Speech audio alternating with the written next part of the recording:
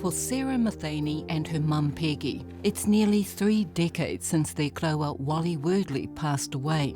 Just before Anzac Day, Sarah and Peggy call into their childhood haunt, the old family farm in Northland, and to a special exhibit at the 28 Māori Battalion Museum at Waitangi about Major Wordle's wartime photos and diaries. Wally Wordle was the unofficial record keeper for the 28 Māori Battalion in World War II. He took hundreds of photographs, mostly of Māori but some of Pākehā soldiers, and had some interesting stories in his diaries. I was just like his little sidekick growing up. I followed him around the farm, got up early and went milking with him. He was always happy, always smiling. He was a bit silly. He was a guy that didn't say a lot, but what he said was important and worth listening to.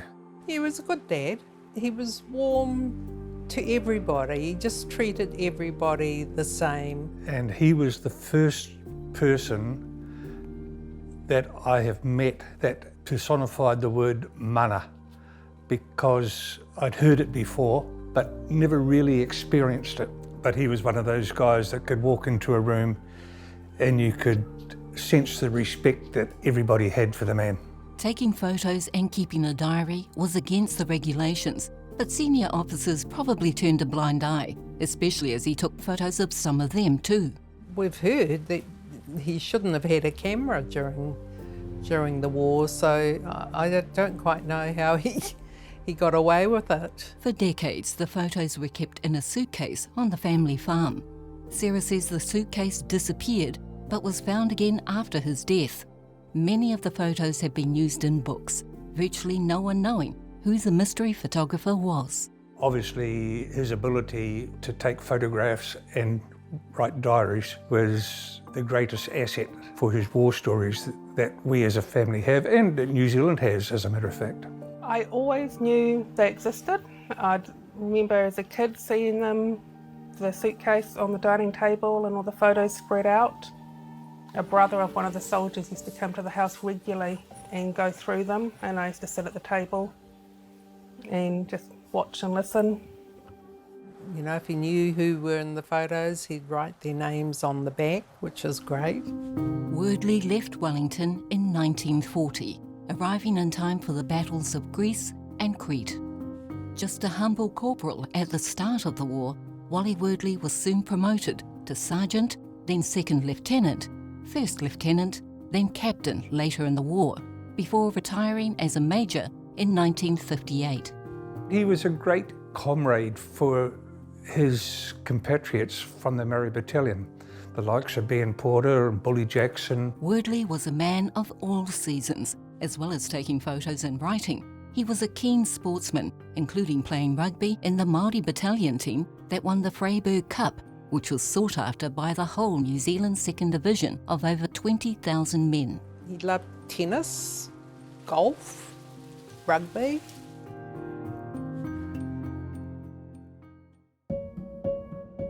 When he came back from World War II, Wordle married his wife Jessie of Ngāti Whātua, whose family owned land northeast of Dargaville. Like with a lot of those people that came back from the war, they came back with nothing and built it up. Wally broke the land in, and the couple lived in a simple house at first, which still stands on the family farm in Northland. He never spoke to us about the war at all, or his time in the war. I do remember asking him as a child if he had ever shot someone or killed someone, and I remember him saying he doesn't know and he doesn't want to know. And I could tell by his voice that that was the end of that. An incident in Wally's diary shows the platoon on a high. In time we got up and not seeing anyone about, some of the boys went ahead on a ratting mission and were surprised by the sudden appearance of a couple of Aitais out of a dugout. The boys fired a couple of shots above their heads, and wow, Aitais seemed to come from out of the ground. Number 7 platoon collected 1,000 in all. But within weeks, the tables were turned. In a heated battle, Wordle's platoon and the rest of A Company charged German machine gunners. Their attack failed, and about 2/3 of the Ngāpuhi soldiers were killed or wounded. Wordle was among the injured. A lot of the stuff we found out has been since he's passed away. So I guess when I thought he was open with what he used to tell us, he told us very little.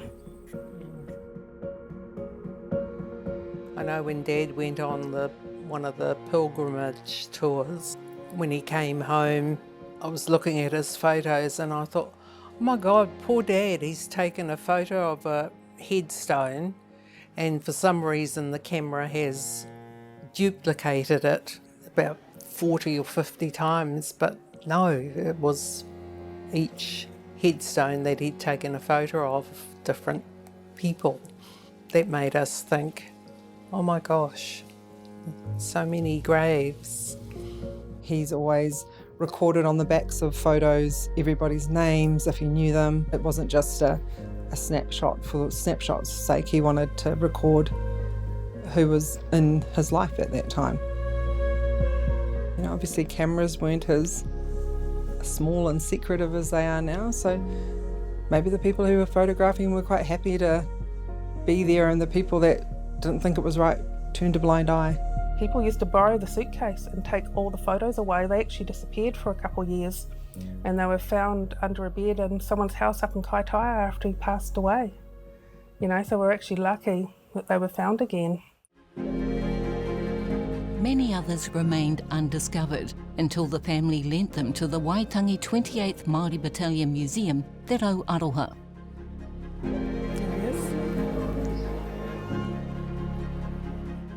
The treasured contents of Captain Wordley's exploits are now on show for all to see. I just feel like he knew that he had to take photos, he had to capture it. I always thought that, because then the way he kept notes on the back of the photos, it was like he knew to document what was happening. I don't recall there being talk of anyone else having a collection like that. It wasn't until later that I sort of had the opportunity to look through the albums, and it was just sort of mind-blowing. We don't know how lucky we are. Major Walter Wordle passed away in May 1994, aged 78. His legacy, a life in pictures, sharing the stories of so many others so that we can assure they'll never be forgotten.